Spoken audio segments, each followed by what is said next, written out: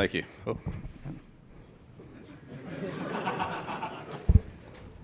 Well, appreciate everybody coming out today. It's really exciting for me to be here.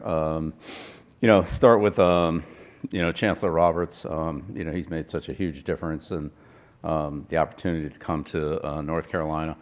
Been very supportive. Has given us a great opportunity at a school that's already a great school with a great brand, and obviously Bubba Cunningham, Steve Newmark, those guys have been great. Our alumni, Mike Lombardi and I we're into the double figures on the donor events and alumni events, things like that. And I'd say just the sport's been overwhelmingly tremendous. Not only supportive, but engaged and, very excited. We want to match that excitement and put that on the field. So, Mike and I have worked together for a long time, going all the way back to the start of Cleveland. Mike in the general manager role, myself in a coaching role. And, we've had a lot of experience in dealing with kind of what the college football landscape is now. Similar, not the same, but similar in terms of, NIL, revenue sharing, free agency, if you will, and, recruiting, post-draft type recruiting as opposed to drafting. And so, Mike's done a great job of, reinforcing the roster. We have a number of players here that have been here that we're, excited to work with. We have two of them here, Jordan and Will. But also, we brought in a lot of players. We have 70 new players from last year or so that weren't on the roster last season. So, that's a lot of people and a lot of turnover. It's also been that way with our coaching staff. Some of the players or some of the staff members on the coaching end and on the sport end and scouting I've worked with in the past, but there are a lot of new people there. So when you combine all the scouting support and player transition into the program, it's a lot. And we're very much looking forward to getting out on the field next week and, seeing it all come together. I've been super impressed with the way our players have competed. They've worked really hard. I think they're in good condition.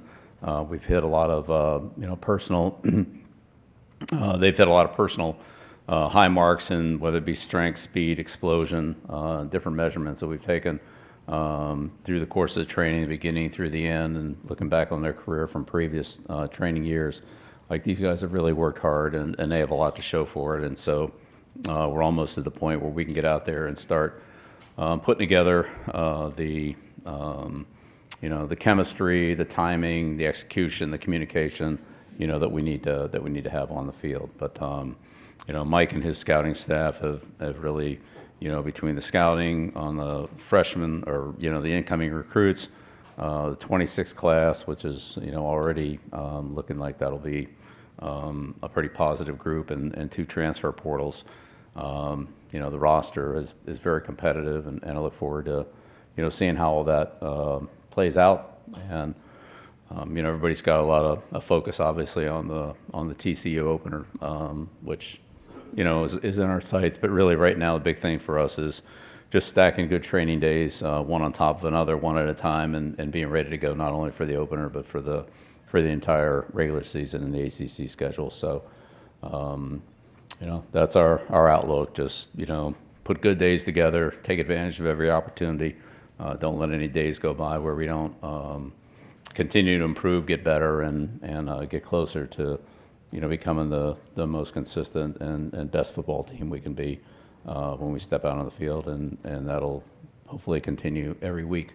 That we'll continue to improve as a team and all the way through the course of the season. So that's what we've always tried to do, and so that'll be our goals this year. Coach, thank you. We will take questions from the room as it has been in the past. Please identify yourselves and the agency that you are with, and we'll get to as many questions in 10 minutes before our student athletes as we can. And our first question will come first row, left side, coach, right in front. Dan Tortora, wakeupcalldt.com. Coach, coming to this specific institution and developing these players off the field, why it was right for you to come to North Carolina and develop these Tar Heels? Yeah, thanks, Dan. developing players is really what coaching is. And that's what we do. We take great pride in that, myself and our staff, and players who want to be developed. So a Carolina player is a player who wants to be a good football player, who wants to work hard, who wants to make a commitment towards improving on a regular basis, both training and team execution on the field. And so when we get those players, we see a lot of improvement, a lot of development, and that's going back, what was it, Cleveland, where Mike and I put together an offensive line where, 4 of the 5 stars are free agents, or at New England where we had a number of, low draft choices, or high draft choices, I should say. I'd say Brady and Edelman, players like that, who turned out to be great players, as well as some of the other players, are higher picks that developed, like Gronkowski, and so forth. So development's a big part for us, and players that want to come in, work hard, be good players, learn and compete. Competition's what makes us all better.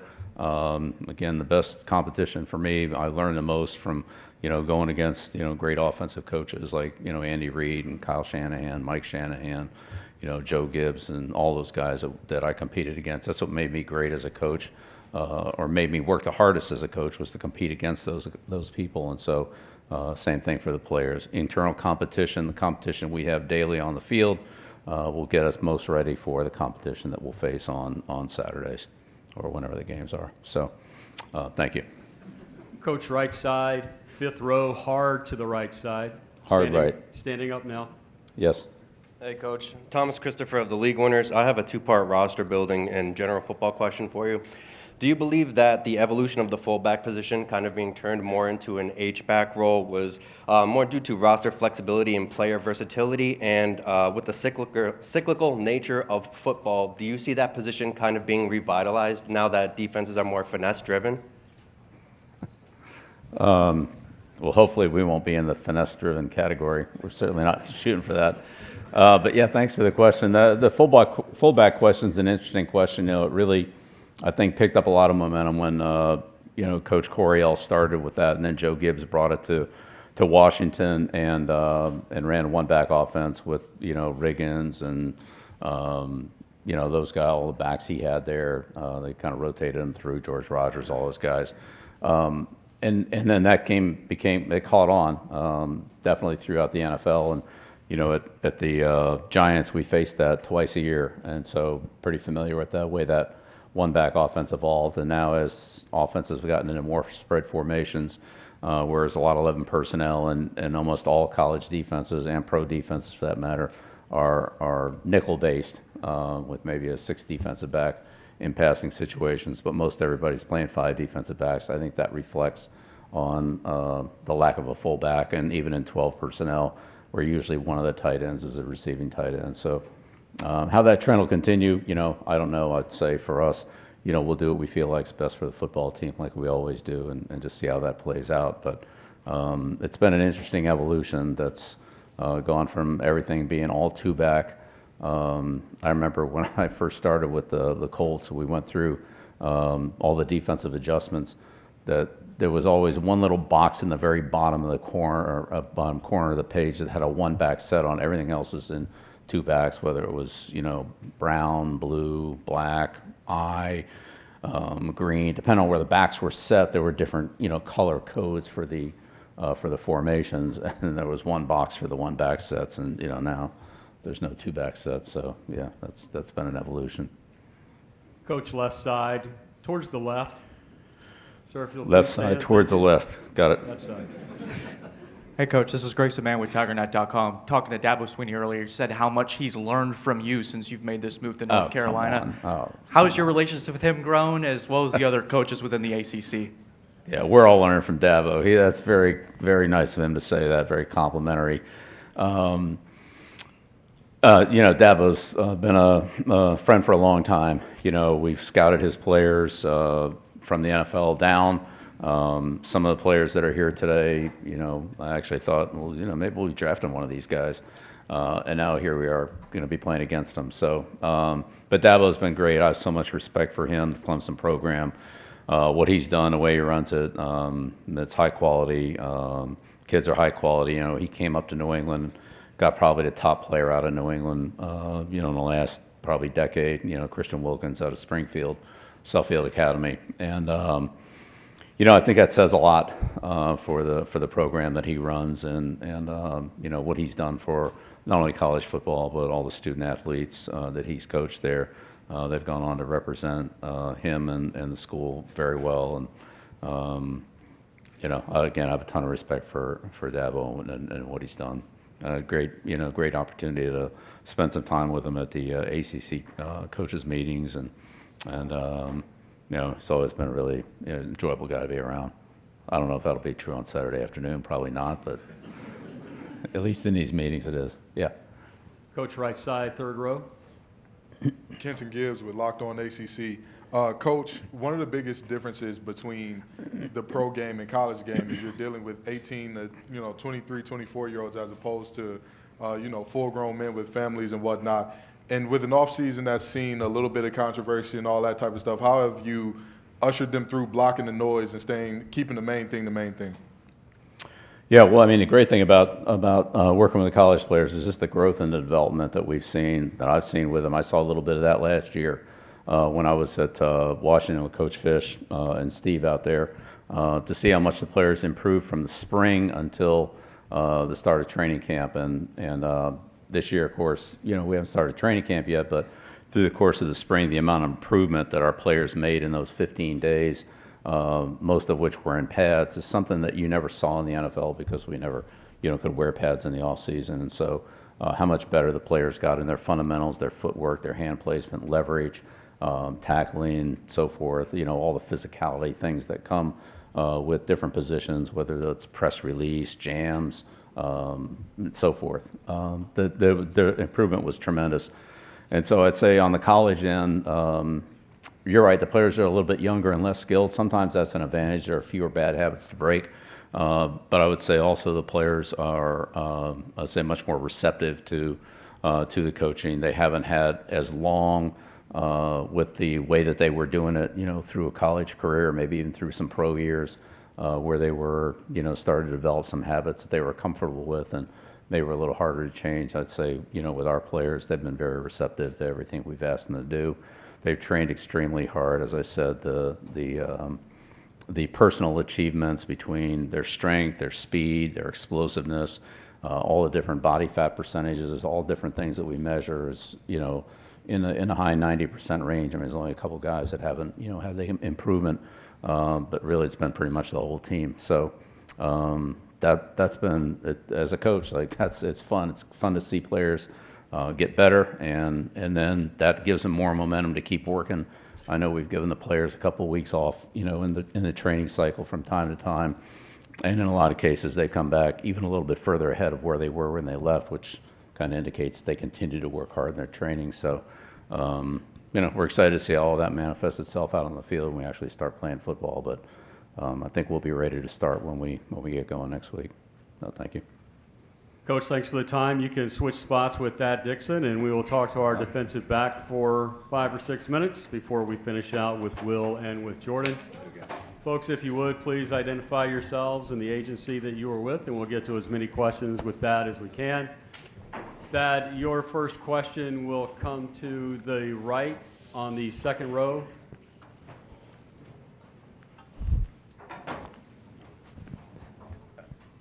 Thad, Michael Coe, WCHL, chapelboro.com.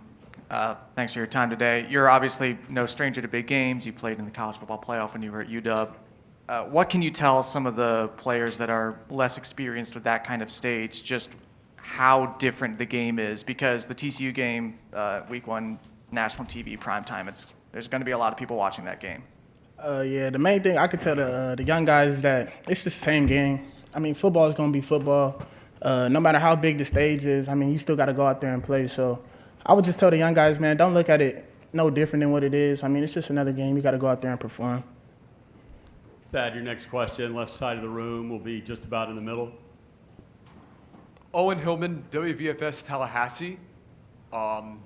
You're going into a system now which is you're getting hired by Bill Belichick, which is he's coached several amazing quarterbacks, Hall of Fame quarterbacks. How is it being a part of that system at North Carolina? It's special. It's been a lot of great cornerbacks that, Coach Belichick has coached, dudes like Ty Law, Darrell Reeves. So, to just try and be a part of that pedigree. And, it's honestly special, man. It's something that I look forward to every day, just getting better every day. And, hopefully, my name could be with those guys' names. Thad, stay on that row, just a couple of people down. Sir, if you'll please stand. Okay. Thank you. Skip Foreman with the News and Record of Greensboro and the Winston-Salem Journal. What have you learned about yourself in this particular training session as it relates to an former NFL coach getting you to the point where you want to be? How much better do you think you've gotten in this period of time? Man, I've gotten a lot better. The main thing really just my attention to detail. My attention to detail on little stuff, just taking everything serious as far as like stretching, taking care of my body, eating, lifting weights hard, stuff like that. Really just keying in on all the small details to, propel my game to the next level. That's still on that same row. Billy Ray Mitchell, Sons of Saturday. You have to be answering a million questions about your coach and his personality, and there's a lot known about his personality. But can you tell me a little bit about the personality of the Tar Heels and of your team and what we can expect out of the Tar Heels this year? Yeah, you can expect a tough, smart, dependable team, a team that communicates a lot, a team that's well put together, well driven, a team with a chip on their shoulder. Honestly, everybody got something to prove. Everybody's trying to get somewhere. So, that's what you can expect out of us. That first row, just to your right. Nathan Lauer with the Hill Brothers. Thaddeus, you're a guy that's played in some really big games in your career over there at UW, and now you bring all that experience over to North Carolina. Going into a DB room that has been listed as questionable over the last few years, what is your message to them on heightening the production and getting the best out of each player in that room? It starts every day, just attacking each day, trying to go 1-0 every day. You can't make plays on Saturdays until you make plays in the offseason, working hard. So, I just tell guys, keep the main thing the main thing. Everybody strive every day, try and get better. And then on Saturdays, everything's going to take care of itself. It's football.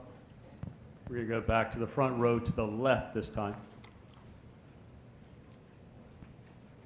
Dan Tortora, wakeupcalldt.com. Just what it's like working with defensive coordinator Steve Belichick and what you've taken away from his leadership so far. Man, I've taken a lot. I've built a very close relationship with Coach Steve. He's been with me pretty much every step of the way, going back to last year when he first touched down at Washington. Being able to learn from a guy like that who has so much football knowledge and so much knowledge of the game and scheme and stuff like that, I feel like it's really like propelling my game to the next level as far as just understanding the game and other offensive coordinators and kind of like, just the ins and outs of the defense. Thad, your last question will come to the right, hard right, fifth row. Thomas Christopher from the League Winners. Can you talk about the importance of disrupting a receiver on their stem and what you're looking to do at the top of the route to turn some of those pass deflections into more turnovers this season? Yeah, so, it's football. Offense, everything's about timing. So just being able to disrupt timing, it could be a slight, half a second, the quarterback's going to come off the read. So just being able to disrupt timing and, not really see some of the balls that I'm seeing. And then, the balls that I do see, we got to go intercept them. Thad, thank you. You and Will can switch spots. We've got 5 minutes or so with our DB. Even if you've asked a question, please reintroduce yourselves to our student athletes. That would be great.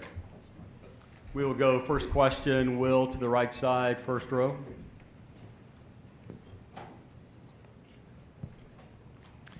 Nathan Lauer with the Hill Brothers. Will, you've been on this team for a number of seasons now. You've seen the ups and downs.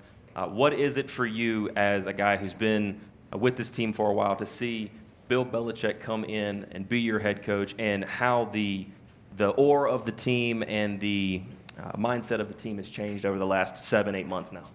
Yeah, there's going to be a lot of new this year. I'm sort of excited for the new change, the new spark, new energy that this season's bringing to the team, to the players in the team that stayed, but also just to the whole fan base and the community of Chapel Hill. I think everyone's looking forward to it.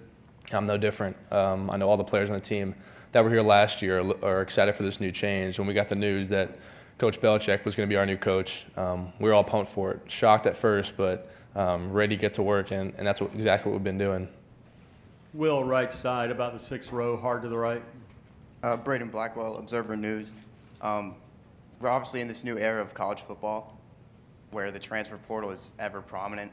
UNC was one of the teams that was more active this year.